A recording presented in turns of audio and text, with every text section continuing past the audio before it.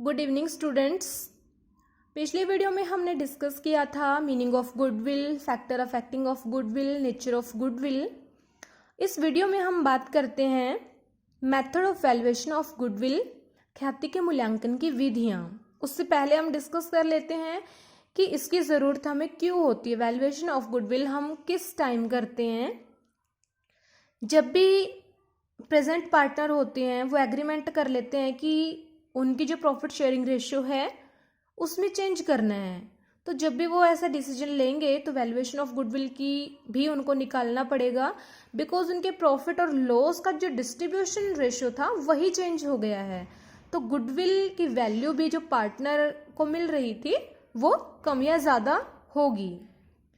नया पार्टनर जब फर्म में आएगा तब भी हमने वैल्यूएशन ऑफ गुडविल करना पड़ेगा, क्योंकि वो फर्म के अंदर पैसा लगा रहा है। गुडविल में उसको पार्टिसिपेट करवाना पड़ेगा, प्रॉफिट में उसको पार्टिसिपेट करवाना पड़ेगा, तो वैल्यूएशन ऑफ गुडविल निकालनी पड़ती है। ऐसे ही जब कोई पुराना पार्टनर फर्म को छोड़ के जा रहा है, किसी भी रीजन से वो जा सकता है, ठीक है, हो सकता है वो इंसॉल्वेंट हो गया है, हो सकता है कि वो रिटायर हो गया है, हो सकता है कि वो एक्सपायर हो गया है। किसी भी रीजन की वजह से अगर कोई पार्टनर फर्म को छोड़ के जा रहा है तो अब जो पार्टनर रिमेनिंग है उनकी प्रॉफिट एंड शेयरिंग रेशियो होगी वो चेंज हो जाएगी। तो जैसे ही प्रॉफिट शेयरिंग रेशियो चेंज होगी वैल्यूएशन ऑफ गुडविल की हमें ज़रूरत पड़ेगी। या फिर हम हमारे फर्म को डिसोल्यूशन हो रहा है, यानी कि हम उसको सेल कर रहे हैं, तो जब भी फर्म के सेल होने की बात आएगी गुडविल आपके साथ में सेल होगी। ऐसा नहीं होता कि फर्म की जो फिक्स्ड एसेट्स होती हैं आप उसको अलग सेल कर रहे हो और जो फर्म की इनटेंजिबल एसेट्स है यानी कि जो गुडविल है आप उसको अलग सेल कर रहे हो। फर्म के साथ ही फर्म की जो गुडविल है वो भी सेल होगी। तो फर्म को सेल जब हम करते हैं तो वैल्यूएशन ऑफ गुडविल करना पड़ता है।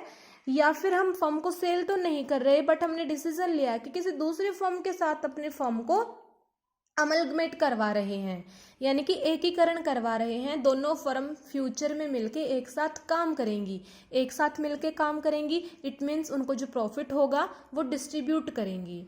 डिस्ट्रीब्यूट अब वो किस प्रपोर्शन में करेंगी? जिस प्रपोर्शन में उन्होंने कैपिटल लगा रखी है, जिस प्रपोर्शन में उन्होंने गुडविल लगाई है। तो अब किस प्रपोर्शन में गुडविल लगाई है उसी प्रपोर्शन में उनको प्रॉफिट मिलेगा। तो यहाँ पे उनको प्रॉफिट शेयरिंग रेशियो का पता लगाने के लिए वैल्यूएशन ऑफ गुडविल करना पड़ता है।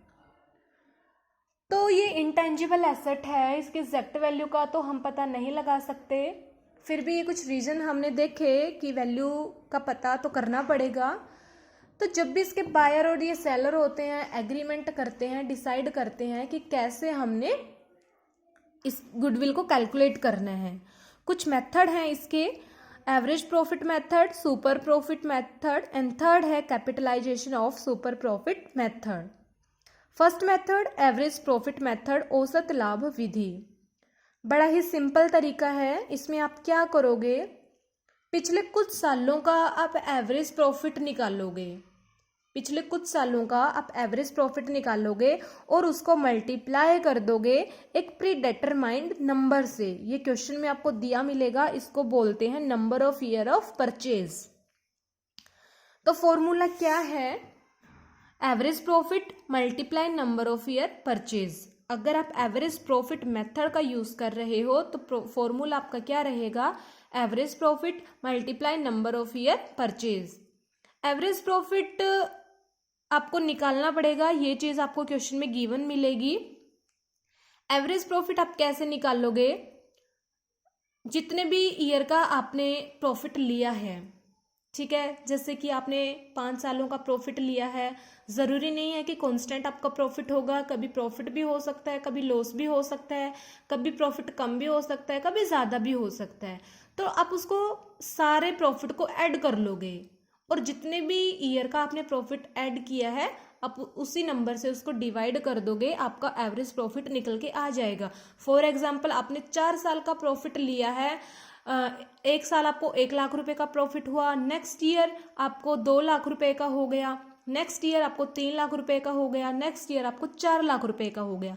तो 1 लाख, 2 लाख, 3 लाख, 4 लाख आप इसको ऐड करोगे और डिवाइड कर दोगे 4 से, क्योंकि आपने 4 सालों का प्रॉफिट लिया है। या फिर बीच में किसी ईयर मान के चलो आपको लॉस हो गया, 3 साल तो आपको प्रॉफिट हो गया, 1 लाख रुपए का प्रॉफिट हो गया, 2 लाख रुपए का प्रॉफिट हो गया। थर्ड ईयर आपको 2 लाख रुपए का लॉस हो गया और नेक्स्ट ईयर फिर से 4th ईयर आपको प्रॉफिट हो गया। तब आप क्या करोगे, प्रॉफिट को ऐड कर दोगे और जो लॉस हुआ है उस लॉस को लेस कर दोगे।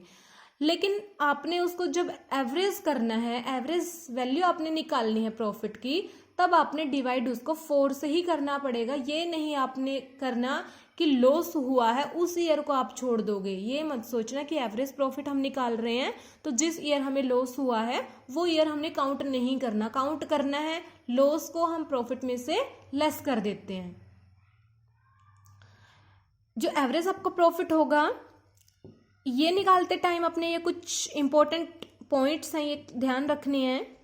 अगर आपको किसी ईयर अब नॉर्मल प्रॉफिट मिले, अगर आपको किसी ईयर अब नॉर्मल प्रॉफिट मिले तो आपने उसको लेस कर देना है, क्योंकि वो बाय चांस हो गया था। ये ज़रूरी नहीं है कि फ्यूचर में वो हर साल हमें होगा। वो बाय चांस हो गया था किसी इवेंट की वजह से, ज़रूरी नहीं है कि आने वाले टाइम में वो होता रहेगा। हमने सिर्फ नॉर्मल प्रॉफिट अपना लेना है, तो उस अब नॉर्मल प्रॉफिट को हम लेस कर देते हैं। ऐसे ही हमारी अब नॉर्मल लॉसेस हमें मिल सकते हैं। ज़रूरी नहीं है कि वो आने वाले टाइम में भी लॉसेस होते जाएंगे, वो तो किसी इवेंट की वजह से बाय चांस हो गए थे, तो उस अब नॉर्मल लॉस को हम ऐड कर देते हैं। या फिर हमें इन्वेस्टमेंट की जो इनकम है, यानी कि जो इंटरेस्ट वगैरह है, वहाँ की अगर आपको इनकम दी मिले क्वेश्चन में प्रॉफिट में ऐड की हुई, तो आपने उसको लेस कर देना है, क्योंकि वो बिजनेस की ऑपरेटिव प्रॉफिट नहीं है। ऑपरेटिव प्रॉफिट कौन सा होता है, जो आपको प्रोडक्शन करने से, सेल परचेज करने से होता है। ये तो आपने इन्वेस्टमेंट कर रखी है, वहां से पैसा मिला है आपको, तो ये आपका प्रॉफिट नहीं है, तो आपने उसको लेस कर देना है।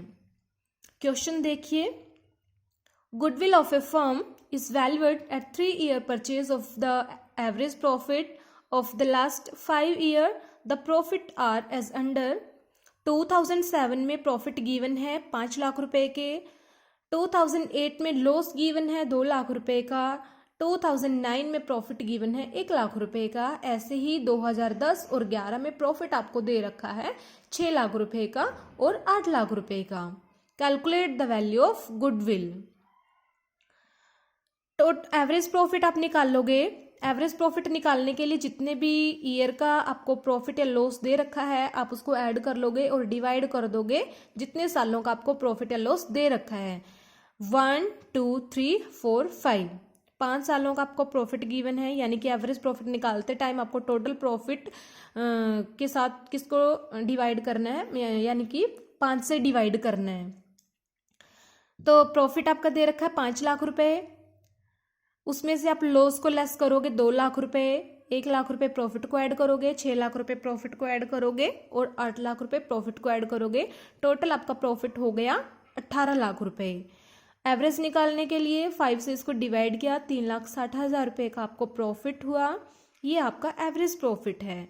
एवरेज प्रॉफिट है, मल्टीप्लाई इसकी करेंगे number of year of purchase. Number of year purchase आपको क्वेश्चन में गिवन है 3 ईयर।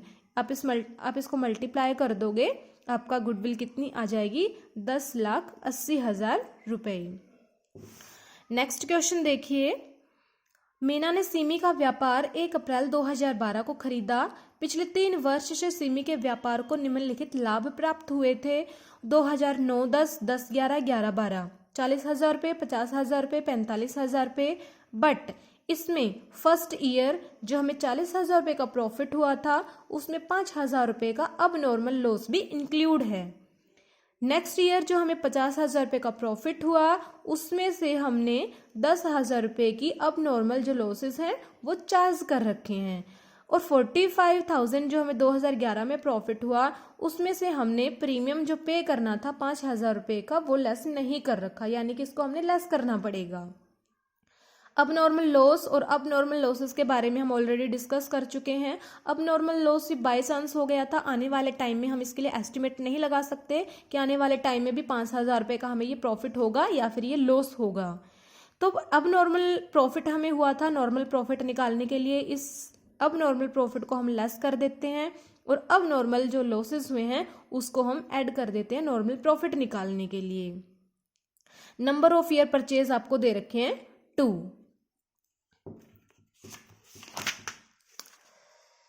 देखिए प्रॉफिट फॉर 2009-10 40,000 है। अब नॉर्मल जो गेन हुआ था आप उसको लेस कर दोगे 5,000, ठीक है, 35,000 रुपये आपका नॉर्मल प्रॉफिट आ गया। 2010 और 11 में 50,000 रुपये का आपका प्रॉफिट था, उसमें आपने ऐड करना है अब नॉर्मल लॉसेस 10,000 रुपये, 60,000 रुपये आपका नॉर्मल प्रॉफिट आ गया। 2011 और 12 का नॉर्मल प्रॉफिट आपको दिया हुआ है 45,000 रुपये, टोटल आपका प्रॉफिट हो गया 1,40,000 रुपये। 3 सालों का ये प्रॉफिट है, तो एवरेज प्रॉफिट निकालने के लिए आप इसको डिवाइड कर दोगे 3 से, आपका एवरेज प्रॉफिट आ गया 46,667। अब हमने जो एनुअल इंश्योरेंस प्रीमियम था वो इसमें से पे करना है। हमारा जो प्रॉफिट निकला एवरेज वो कितना आया 46,667। एनुअल इंश्योरेंस प्रीमियम आप एवरेज प्रॉफिट में से लेस करोगे, क्योंकि ये एक ऐसा एक्सपेंस है जो रिकरिंग टाइप का है, यानी कि आप इसको बार बार पे करोगे। ऐसा नहीं है कि किसी सिर्फ 1 साल ही हुआ था, 1 साल ही पे करना है, ये आपने पे करना ही पड़ेगा जब तक आपका जो इंश्योरेंस है उसका मैच्योरिटी टाइम नहीं आ जाता, या जो भी आपने जिस भी प्लान के अकॉर्डिंग लिया है तो तब तक आपने ये पे करना है। तो आप इसको एवरेज प्रॉफिट में से लेस करोगे 5,000, आपका एवरेज नेट प्रॉफिट कितना आया 41,667। नंबर ऑफ ईयर परचेज आपको दे रखा है 2, आप इसको मल्टीप्लाई कर दोगे, आपका गुडविल कितनी निकल के आएगी 83,334।